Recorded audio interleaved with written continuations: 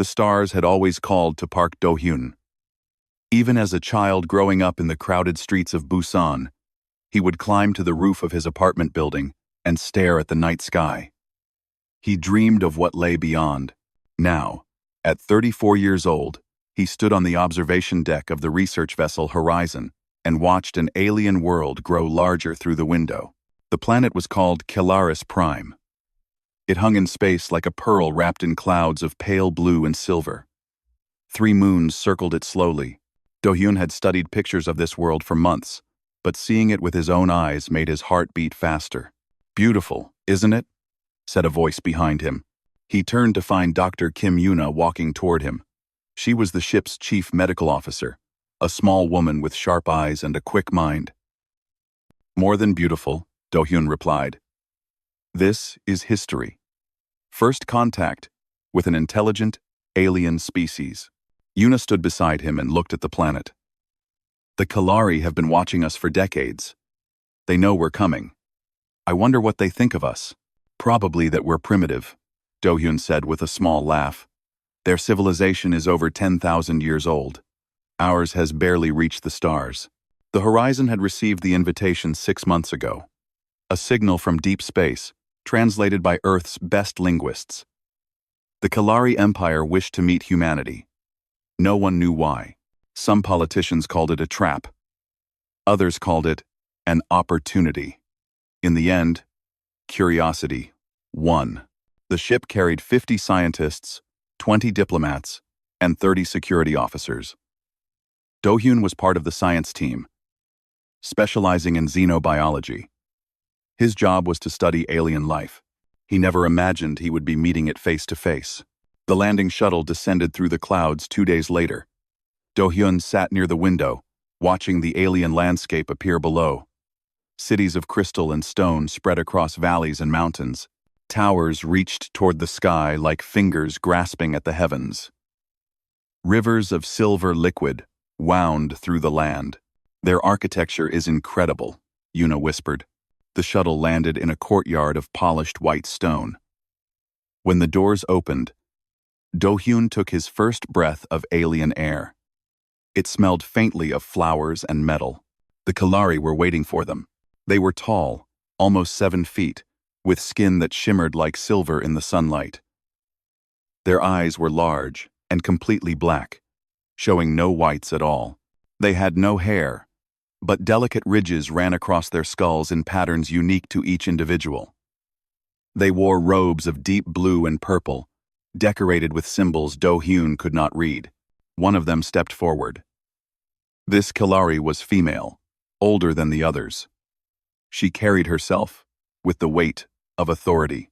"I am Queen Velith," she said. Her voice was deep and musical. "Ruler of the Kalari Empire. Welcome to our world." The diplomats exchanged greetings and formal words. Do-hyun stood in the back, observing everything. He noticed how the Kalari guards watched the humans with suspicion. He noticed the empty spaces in their formation, as if they expected more people to fill them. He noticed the sadness in Queen Velith's eyes. Hidden behind her regal mask, something was wrong here. The humans were given quarters in the palace. The rooms were large and beautiful, filled with strange furniture and soft light. But Do-hyun could not sleep that first night. He wandered the corridors, studying the artwork on the walls. The paintings showed Kalari history. Great battles and peaceful times. Cities being built and festivals being celebrated. But the newer paintings were different. They showed empty nurseries, silent playgrounds, funeral processions, stretching for miles. "You see it." Do-hyun turned quickly. Queen Velith stood in the shadows, watching him. "I'm sorry," he said. "You are a scientist," she said, stepping into the light. "Scientists observe. It is their nature." She looked at the paintings. "These tell the story of our dying." Do-hyun felt a chill run down his spine. "Dying? A plague struck us 40 years ago," Velith explained. Her voice was steady, but her hands trembled slightly. "It does not kill directly. Instead, It destroys our ability to reproduce. Our females can no longer bear children. Those who try. She paused. The infants do not survive. I'm so sorry. Do-hyun said quietly. We have tried everything, Velith continued. Our greatest scientists have worked for decades. Nothing has worked. We have 3 generations left, perhaps 4. Then the Kalari will exist only in memory. Do-hyun's mind raced. Is that why you invited us? Do you think we can help? Velith looked at him. Her black eyes seemed to hold entire galaxies of sorrow. We invited you because we were curious. We have watched your species grow. You are young and strange and violent, but you are also resilient. You adapt, you survive. She paused. We hoped to learn from you before the end. The next morning, Do-hyun told Yuna everything. They spent hours discussing possibilities. Yuna ran tests on Kellari genetic samples that the aliens provided. What she found shocked them both. Their DNA is remarkably similar to ours, Yuna said, staring at her screen. Not identical, but compatible. The basic structure is almost the same. How is that possible? Do-hyun asked. I don't know. Parallel evolution? Ancient common ancestors? It shouldn't be possible, but here it is. She looked at him with wide eyes. Do-hyun, human DNA has a unique quality. It adapts faster than any genetic material I've ever seen. If we could somehow combine it with Kalari genetics, you think we could cure them? I think we could do more than that, Yuna said slowly. I think humans and Kalari might be able to reproduce together. The idea was insane. It was impossible. But Yuna's data did not lie. Do-hyun took the findings to the diplomatic team. They argued for days. Some called the idea offensive. Others called it their duty to help. In the end, they decided to present the option to Queen Velith. She listened in silence. When Yuna finished explaining, the queen stood and walked to her window. She looked out at her dying world for a long time. You are offering to save us, she finally said. But at what cost? We would no longer be pure Kalari. Our children would be something new, something mixed. They would be alive, Do-hyun said simply. Velith turned to face him. For the first time, he saw a crack in her royal composure. For just a moment, she was not a queen. She was a mother who had buried 3 daughters. I must think on this, she said. Leave me. The humans left. But Do-hyun paused at the door and looked back. Queen Velith stood alone in the fading light, her silver skin glowing softly. She looked small. She looked tired. She looked like someone who had run out of options. Do-hyun walked away. But he could not shake the image from his mind. Somewhere in his heart, a decision was already forming. He did not know it yet. But his life was about to change forever. 3 weeks passed after the meeting with Queen Velith. The human delegation continued their diplomatic work. But there was no answer from the palace about Yuna's proposal. Do-hyun tried to focus on his research, but his mind kept wandering back to the queen, standing alone at her window. News came from across the empire. Another city had gone dark. The last residents had died or moved away. The buildings stood empty now, monuments to a future that would never come. Do-hyun saw the reports on the Kalari news broadcasts. The faces of the presenters showed no emotion, but their voices carried the weight of grief. How can they just accept this? Do-hyun asked Yuna one evening. How can they watch their civilization die and do nothing? They're not doing nothing, Yuna replied. They've been fighting for 40 years. They're exhausted. Sometimes, acceptance is all that's left. I refuse to believe that. Yuna looked at him carefully. Do-hyun didn't answer. But they both knew the truth. The message came at midnight. A Kalari servant appeared at Do-hyun's door, dressed in simple white robes. The queen requests your presence, the servant said. Alone. Queen requests. Do-hyun followed the servant through the winding corridors of the palace. They walked for nearly an hour, descending deeper into the ancient structure. Finally, though seas not allow, they reached a small door carved with symbols of two hands clasped together. "Through here," the servant said, and then disappeared into the shadows. Do-hyun opened the door. The room beyond was simple compared to the rest of the palace. A small fire burned in a stone hearth. Cushions were arranged on the floor. Queen Velith sat among them, her royal robes replaced by a simple gray dress. Without her crown and jewelry, she looked almost ordinary. Almost. "Please sit," she said, gesturing to a cushion across from her.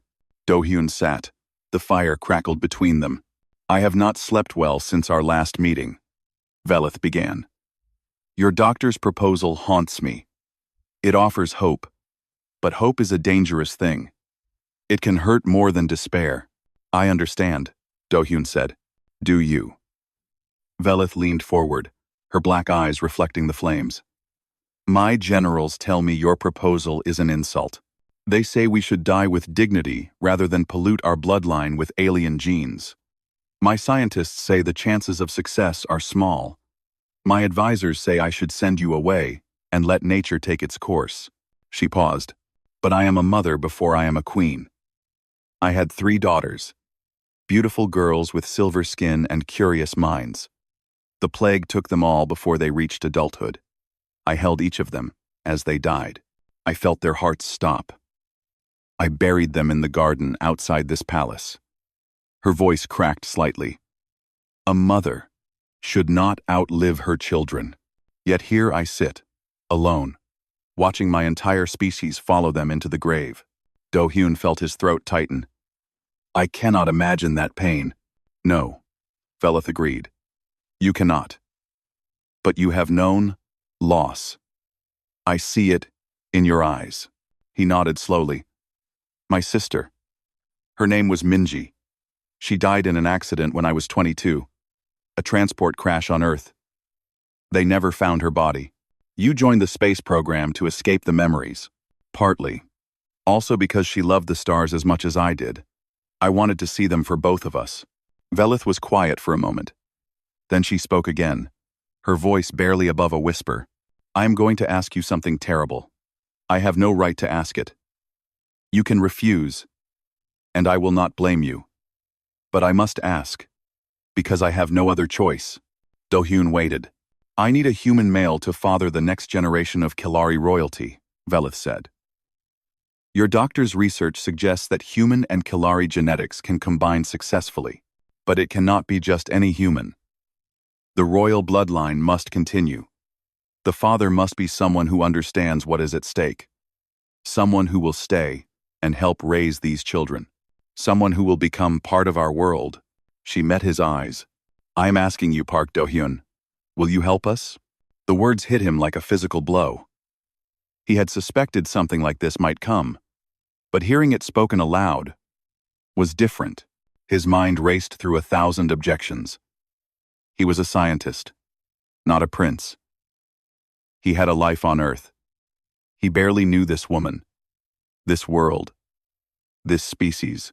But then he thought of the empty cities, the silent nurseries, the paintings of funeral processions.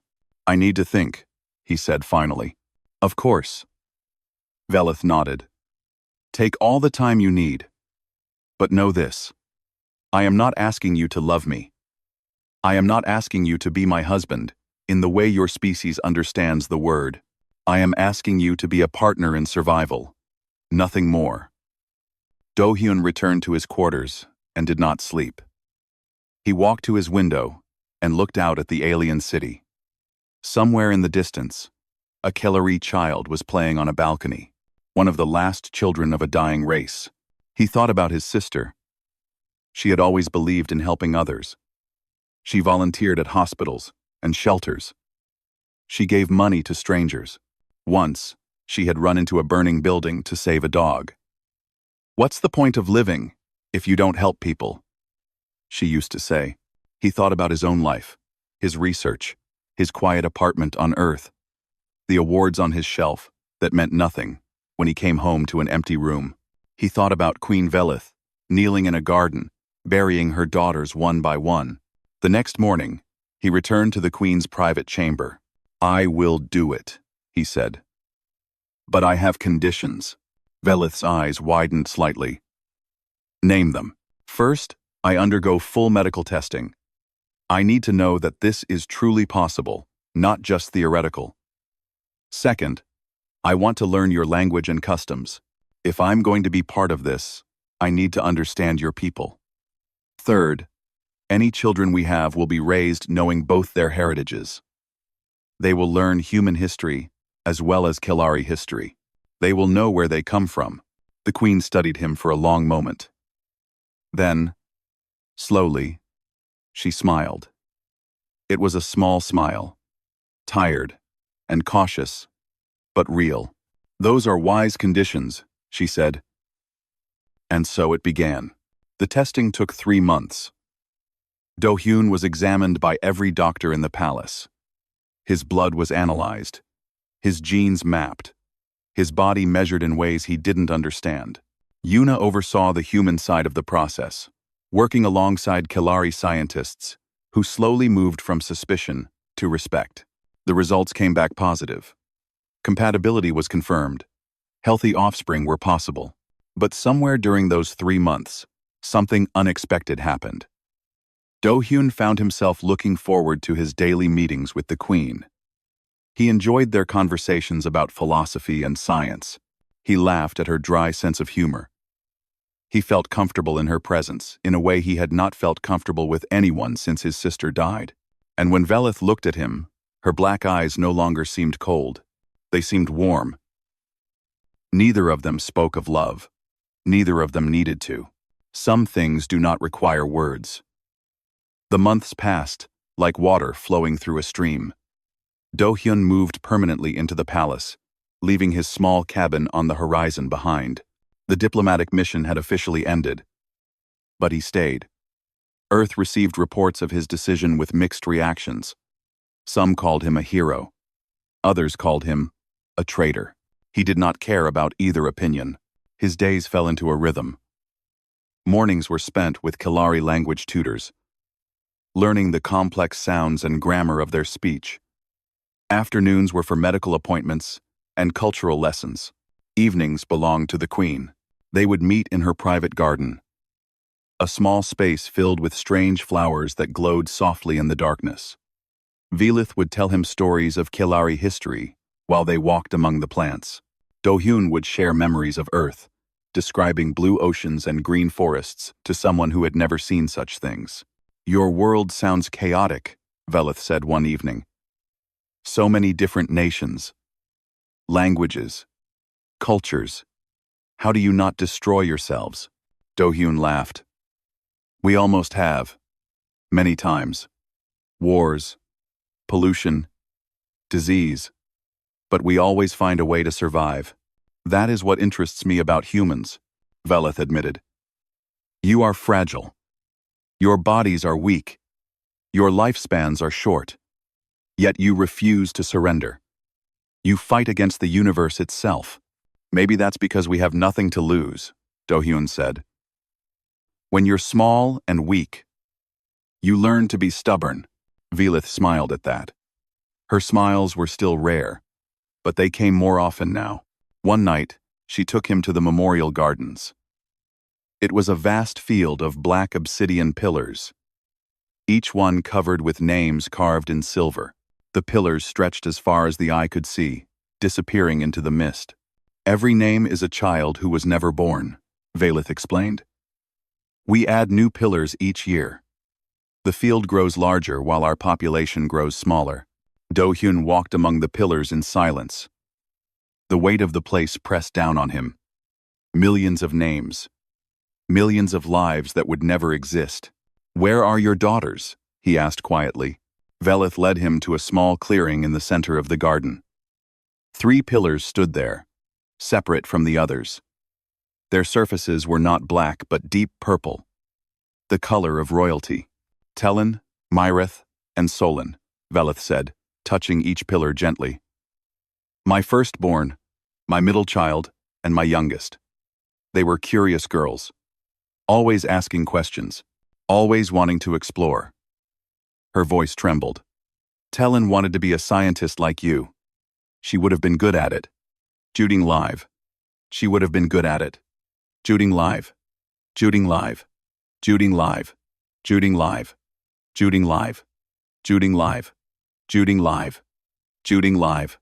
Juding live. Juding live.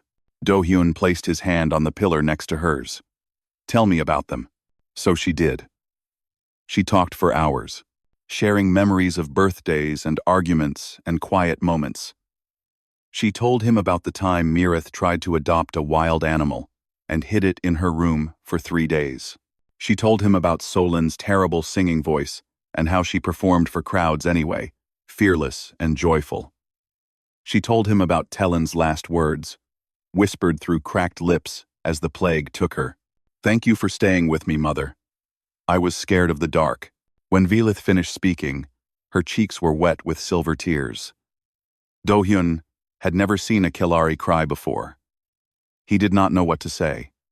So instead, he did what felt natural. He put his arms around her and held her tight. She stiffened at first. Physical affection was not common among the Kelari. But then she relaxed into his embrace, and they stood together in the Garden of the Dead. Two broken people finding comfort in each other. I lost my sister when I was young, Do-hyun said into her hair. Her name was Minji. She was my best friend. After she died, I thought I would never feel whole again. I ran away to the stars, trying to escape the pain. Did it work? Velith asked. No. The pain followed me. It always does. He pulled back and looked into her eyes. But I learned something important. The pain never goes away, but it changes.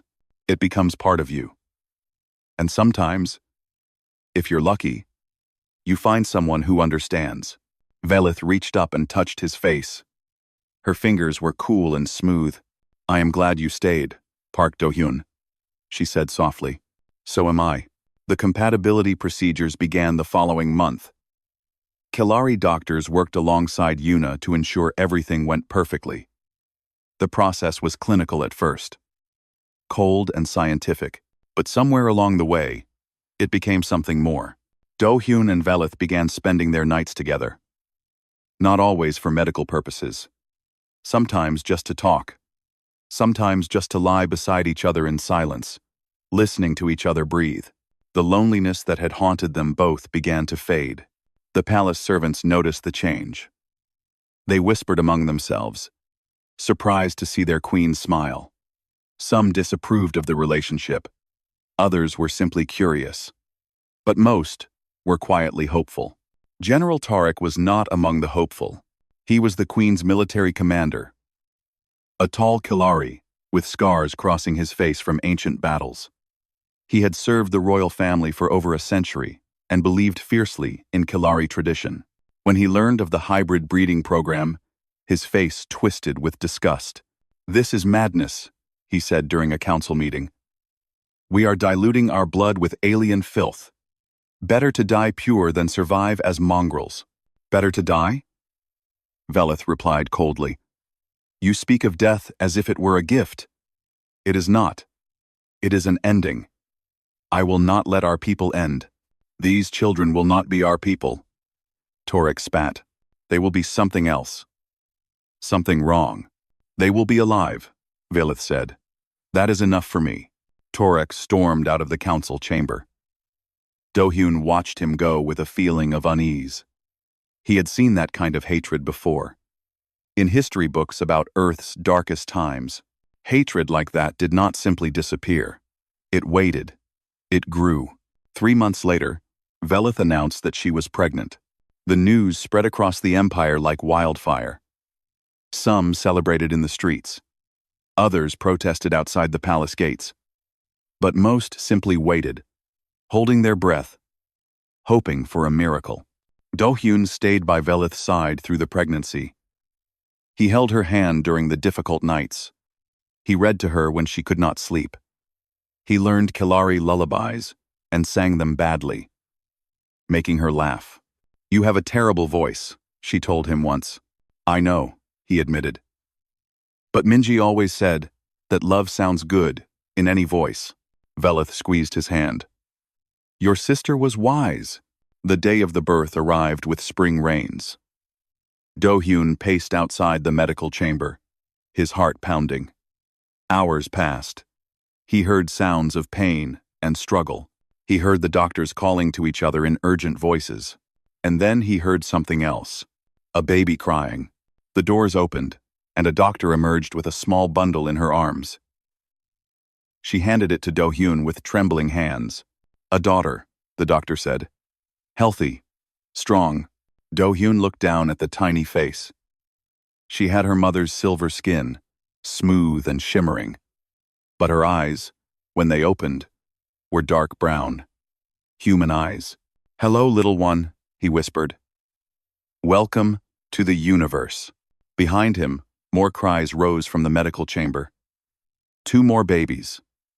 3 children in total. 2 daughters and a son. Queen Velith named them in the old Kalari tradition. But she also gave each child a human name, chosen by Do-hyun. The eldest daughter would be called Nari. The son would be Jimin. The youngest daughter would be Soha. 3 lives, 3 hopes, 3 bridges between 2 worlds. Do-hyun held his children and wept. Not from sadness. From something he had not felt in years. Joy. The children grew faster than anyone expected. Kalari doctors watched in amazement as the hybrid babies reached milestones ahead of schedule. They were smaller than pure Kalari infants, but their bodies were stronger, more adaptable. By 6 months, they were crawling. By 10 months, they were walking. Nari, the eldest, was the most curious of the 3. She inherited her mother's sharp mind and her father's endless questions. She would grab anything within reach and study it with intense focus. Her dark eyes seemed to absorb everything they saw. Jimin was quieter. He preferred to observe before acting. He would sit in his nursery for hours, watching the servants move about their duties, learning their patterns. When he finally did something, it was always deliberate and precise. Soha was the wild one. She laughed constantly, a sound that echoed through the palace halls like music. She had no fear of anything. She climbed furniture, chased animals, and once nearly gave a guard a heart attack by crawling toward a ceremonial fire. Do-hyun spent most of his days chasing after her. She has your stubbornness, Velith said one evening, watching Do-hyun retrieve Soha from the top of a bookshelf. And your determination, he replied, setting the giggling child on the floor. A dangerous combination. Word of the healthy hybrid children spread across the Kalari Empire. Scientists from distant worlds sent requests to study them. News broadcasts showed images of the royal family, commenting on the children's unusual appearance. Opinion was divided. Many saw hope in those small, silver faces with human eyes. Others saw only pollution of their ancient bloodline. General Torek remained the loudest voice against the hybrids. He gave speeches to his soldiers, calling the children abominations. He met in secret with other traditionalist leaders, forming an alliance of those who rejected the new future. This is not progress, he declared in a private meeting. This is surrender. We are handing our civilization to aliens. The Queen believes it is our only path to survival, one of his supporters said. Then the Queen is wrong. Torek's scarred face twisted with contempt. She has been corrupted by the human. He has clouded her judgment with soft words and alien tricks. She no longer serves our people. She serves him. The conspiracy grew in the shadows. Torek was careful. He never acted openly against the throne. But his followers multiplied, spreading through the military and government like a disease. Do-hyun sensed the tension. He noticed how certain servants avoided his gaze. He saw how guards whispered when he walked past. He reported his concerns to Velith, but she dismissed them. Torek is a warrior from the old ways, she said. He will grumble, but he will not act. He has served my family for too long. Do-hyun was not so sure.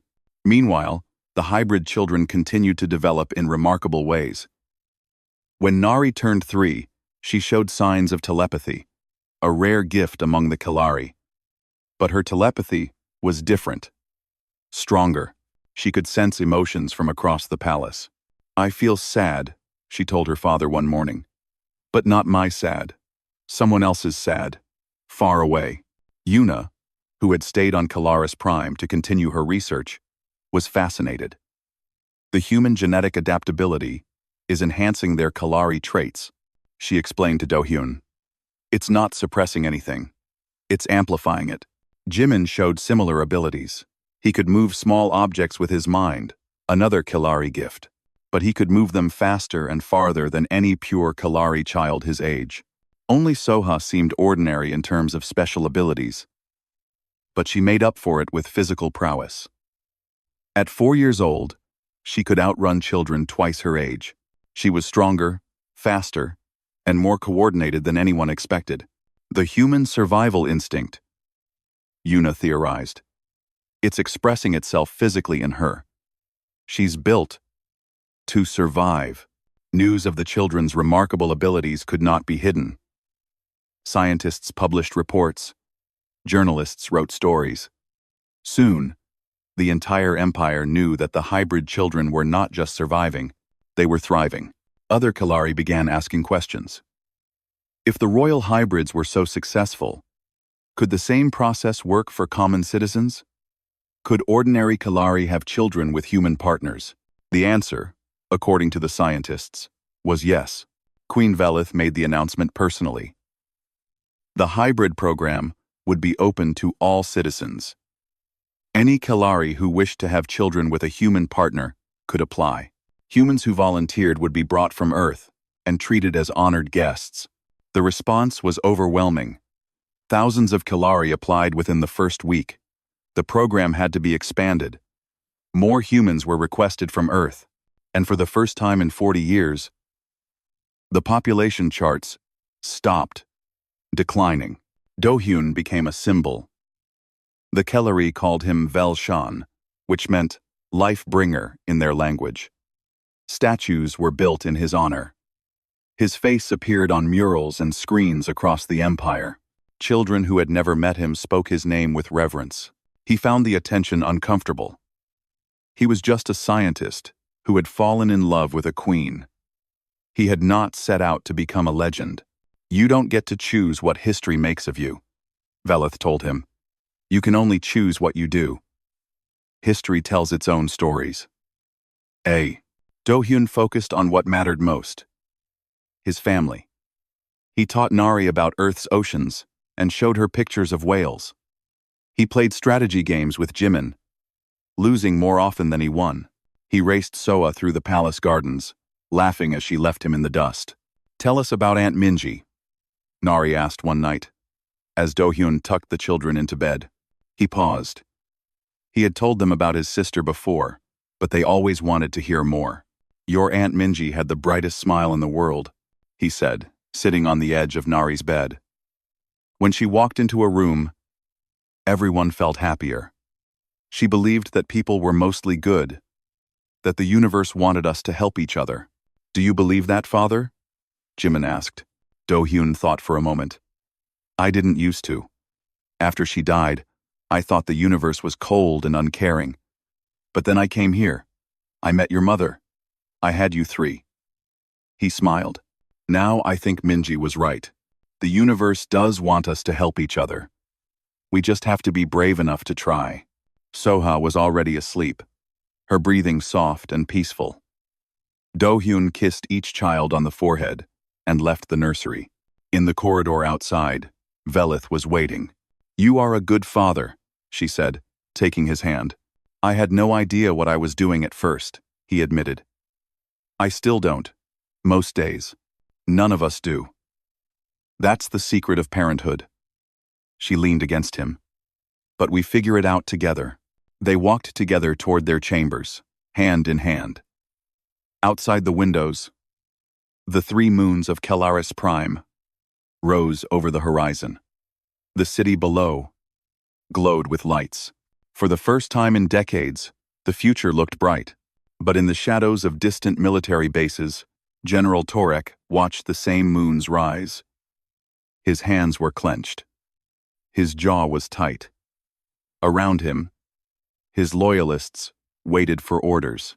"The Queen has named her eldest hybrid as heir to the throne," one of them reported. "The announcement will be made at the Festival of Stars next month." Torek's eyes burned with cold fire. "Then we have 1 month," he said quietly. He turned to face his followers. "Prepare the fleet. When the moment comes, we will strike. The hybrid abominations will die. The alien will die. And if the Queen resists..." He paused, his voice dropping to a whisper. "Then she will die too." 47. However, the soldiers saluted. The conspiracy entered its final phase, and on the other side of the planet, sleeping peacefully in her bed, Princess Nari dreamed of darkness. The Festival of Stars was the most important celebration in the Kellery calendar. For 3 days, the Empire honored its ancestors, celebrated its achievements, and looked toward the future.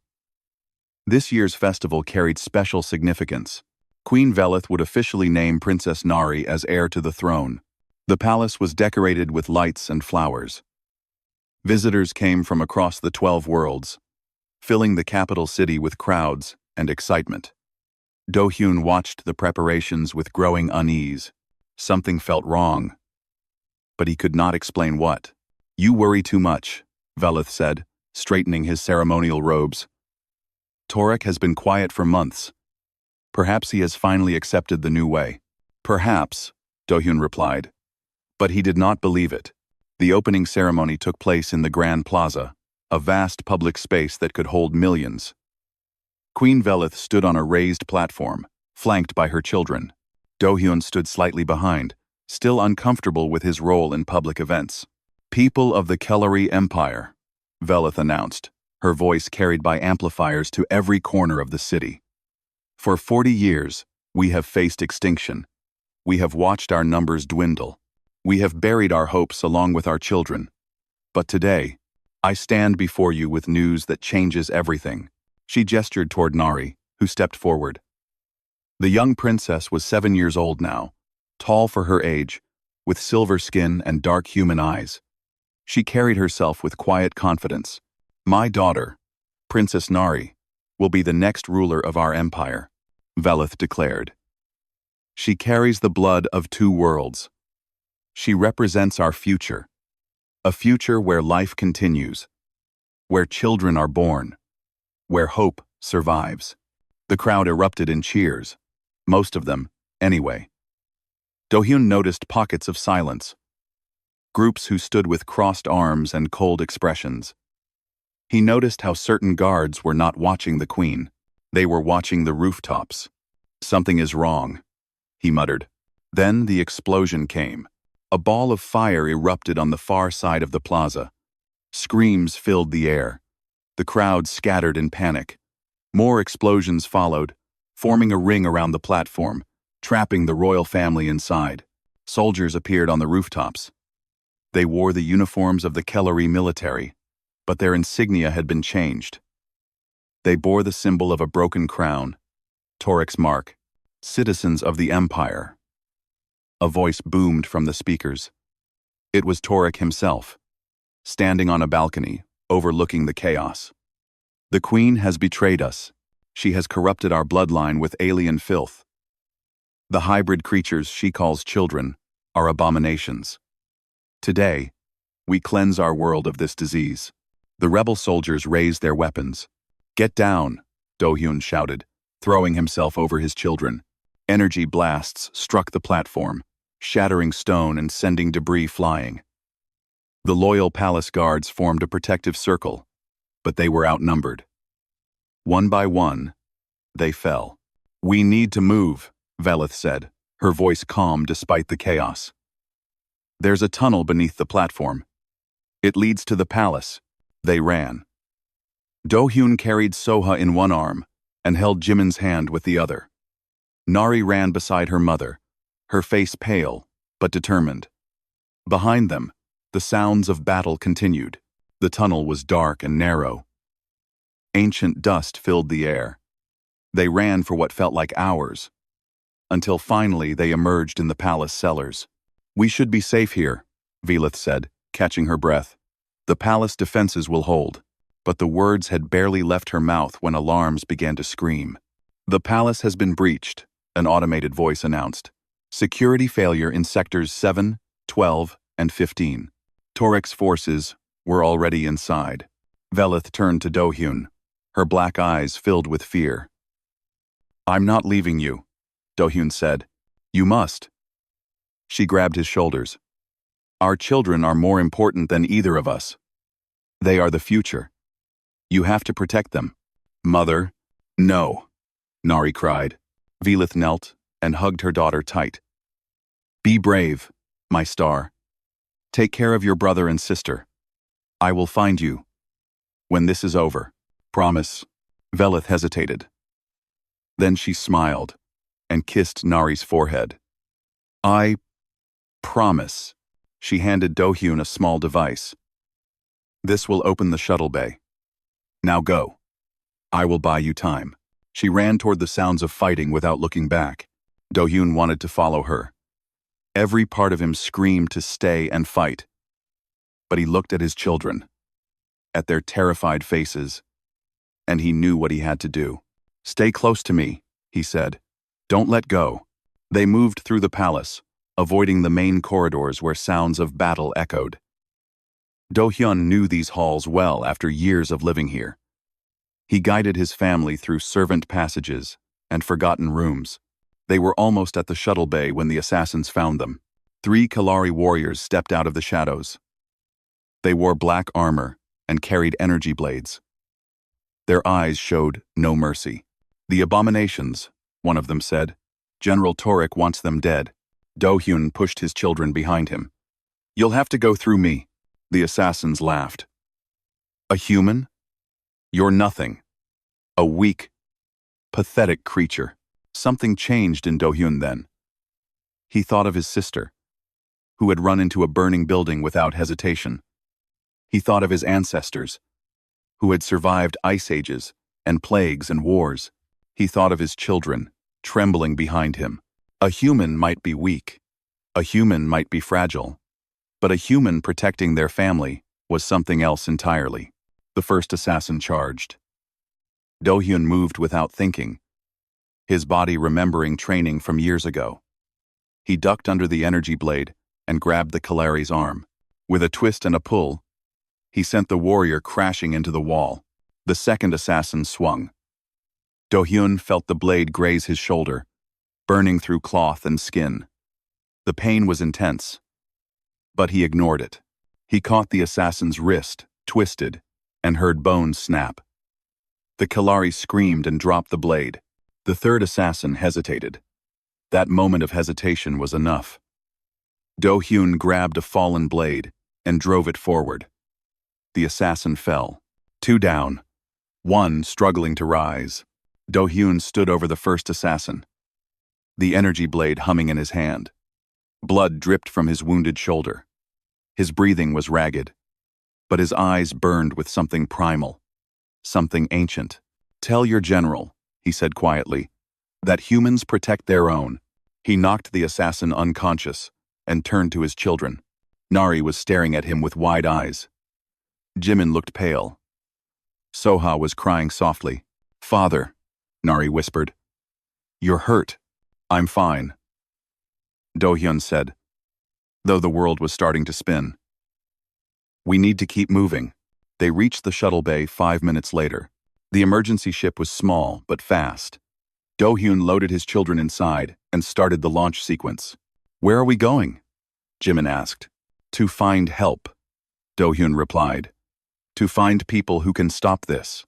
The shuttle rose from the palace and shot into the sky. Below, Do-hyun could see fires burning across the capital. Torik's rebellion had spread faster than anyone expected. 3 worlds had already declared loyalty to the rebels. Civil war had begun. As the shuttle broke through the atmosphere, Do-hyun's vision began to blur. The wound on his shoulder was worse than he thought. He managed to set the autopilot toward human space before collapsing against the controls.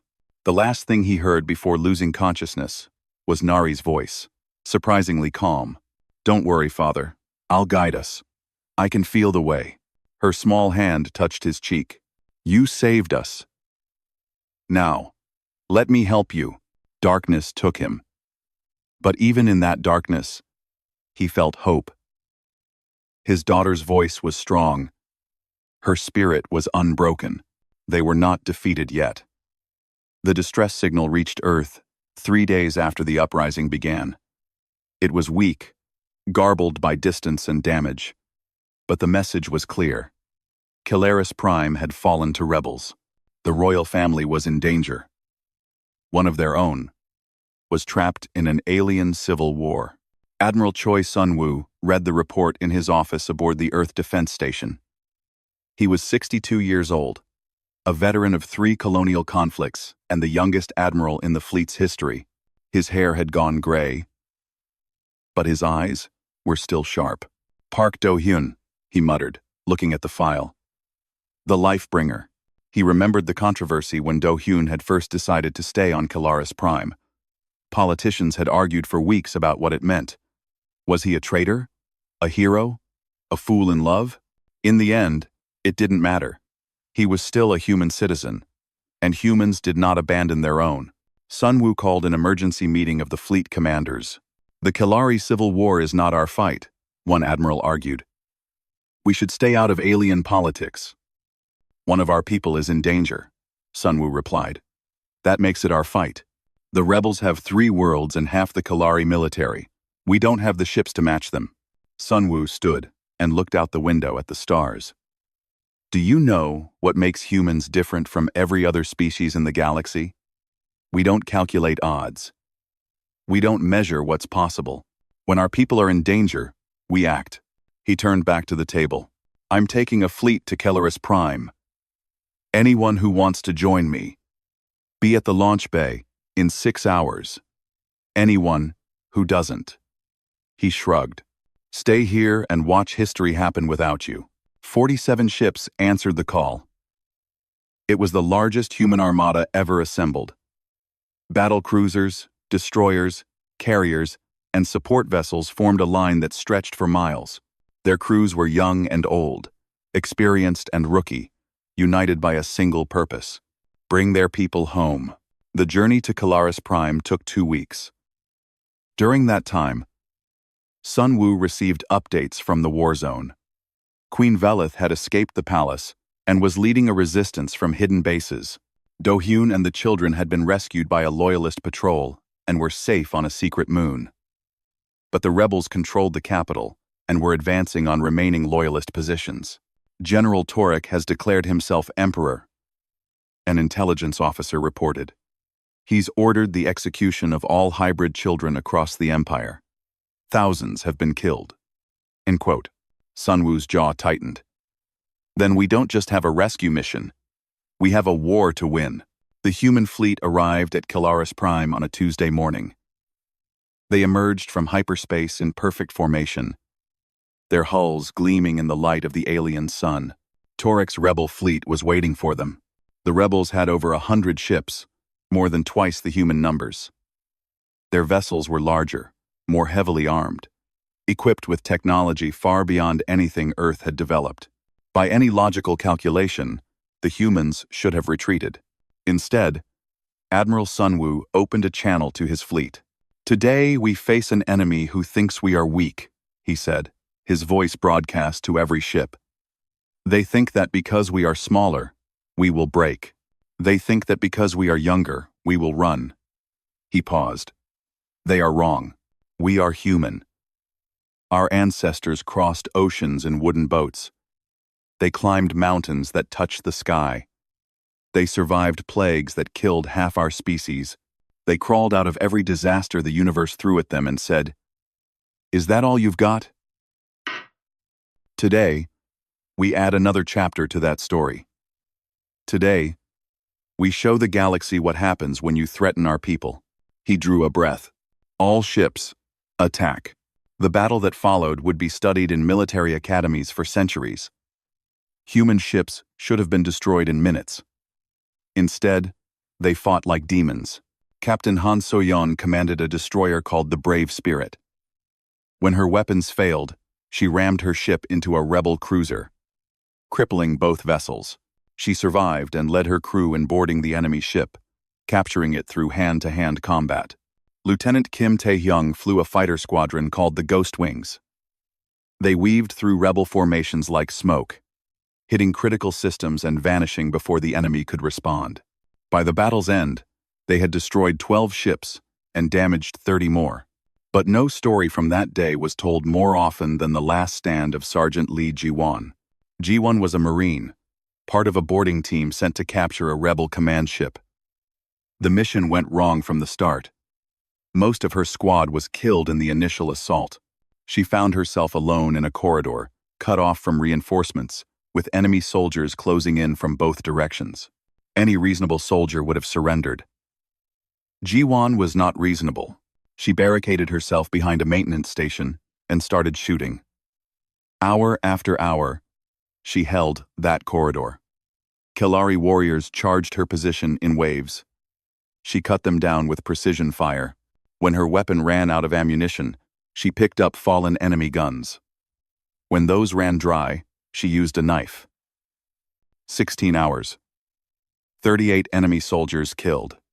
When reinforcements finally reached her, she was still standing, covered in blood that was not her own, surrounded by bodies. "What kept you?" she asked, before collapsing from exhaustion. The rebels broke. Their formation scattered.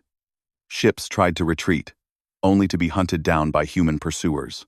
Torek's flagship made a desperate jump to hyperspace, but 3 human destroyers followed it and brought it down in a distant asteroid field. General Torek was captured alive. He was found hiding in an escape pod. His dreams of empire shattered. When the human Marines dragged him out, he looked at them with confusion and fear. "How?" he whispered. "How did you do this? Your ships are inferior. Your technology is primitive. How did you defeat us?" 2. The Marine commander, a young woman named Yoon Sarah, smiled grimly. "You made a mistake," she said. "You threatened our family." The liberation of Kelaris Prime took 3 more days. Human forces worked alongside loyalist Kelari to free occupied cities. The hybrid children who had been hiding were brought out of shelters, reunited with their parents, given medical care. Queen Velith emerged from her hidden base and addressed her people. She was thinner than before, her robes torn, her silver skin dimmed by exhaustion. But her voice was strong. "The rebellion is over," she announced. "But it has taught us something important. We cannot survive alone. Today, we were saved by humanity, by people who crossed the stars to help us, by warriors who fought and died for children who were not their own." She paused, her black eyes shining with emotion. "From this day forward, the Kelari Empire and the Human Federation will be allies. Not just in politics, but in blood. We will build our future together, and we will never forget what was sacrificed to make that future possible." Do-hyun watched the speech from a medical bay on one of the human ships. His shoulder was healing. His children sat beside him, alive and safe. Nari held his hand with the grip of someone who had seen too much, too young. "Is it over, father?" she asked. Do-hyun looked at the screen, where Velith stood tall against the sky. "The war is over," he said. "But the real work is just beginning." Outside the window, human and Kelari ships floated side by side, their lights blinking in the darkness like stars being born. 2 species, 1 future, and a story that was only beginning. 10 years had passed since the rebellion. The galaxy had changed in ways no one could have predicted. The Kelari Empire, once dying, now teemed with life. Hybrid children numbered in the millions, their silver skin and human eyes becoming a common sight on every world. Cities that had stood empty were rebuilt and filled with laughter. The memorial gardens stopped growing. Princess Nari stood before a mirror in her private chambers, studying her reflection. She was 17 now, tall and graceful, with her mother's elegant features and her father's thoughtful eyes. Today was her coronation day. Today, she would become queen. "You look nervous," a voice said behind her. She turned to find her father standing in the doorway. Do-hyun was 51 years old now, his hair touched with gray, his face lined with the marks of experience, but his smile was the same as always, warm and encouraging. "I am nervous," Nari admitted. "What if I'm not ready? What if I fail?" Do-hyun walked over and placed his hands on her shoulders. "When I first came to this world, I was terrified. I was a scientist who suddenly had to become a diplomat, a father, a symbol. I had no idea what I was doing. But you succeeded. I survived," he corrected. "Success came later, slowly, through a lot of mistakes. You'll make mistakes too. That's how we learn." He squeezed her shoulders gently. "But you won't make them alone. Your mother will guide you. Your brother and sister will support you. And I will always be here for you." Nari hugged him tight, pressing her face against his chest like she had done as a child. "Thank you, Father, for everything. Thank your Aunt Minji," he said softly. "She taught me that helping others is the only thing that really matters." I just passed that lesson on. The coronation took place in the Grand Plaza, rebuilt after the rebellion and more beautiful than ever. Millions attended in person. Billions more watched through broadcasts across both empires. Human dignitaries sat alongside Kelari nobles. Ships from both species filled the sky, their flags flying side by side. Queen Velith walked slowly to the ceremonial platform. She moved with dignity, though age had begun to take its toll. Her silver skin had dimmed over the years. Her steps were not as sure as they once were, but her eyes still held fire. "People of the Kelari Empire," she began. "People of the Human Federation. We gather today to witness a moment that 10 years ago seemed impossible. We gather to crown a new queen." She looked at her daughter with pride. "Princess Nari was born during our darkest hour. She represents everything we fought for, everything we believed in. She carries the blood of two worlds in her veins. She is not just Kelari. She is not just human. She is something new, something better." Nari climbed the steps to stand before her mother. The ancient crown of the Kelari Empire rested on a cushion between them, glittering with gems that had been passed down for thousands of years. "Do you accept the responsibilities of the throne?" Velith asked formally. "Do you swear to protect your people, to guide them with wisdom, to lead them toward a future of peace and prosperity?" "I do," Nari replied, her voice steady. Velith lifted the crown and placed it gently on her daughter's head. "Then rise, Queen Nari, first of her name, daughter of two worlds, guardian of the future." The crowd erupted in celebration. Cheers rose from millions of voices, human and Kelari blending together in joy. Music played. Flowers were thrown. Children danced in the streets. But the ceremony was not over. Queen Velith raised her hand, and silence fell. "There is one more thing I must do," she said. She turned and walked down the steps of the platform. The crowd parted before her. She moved slowly, deliberately, until she reached a certain spot in the audience. She stopped in front of Park Do-hyun.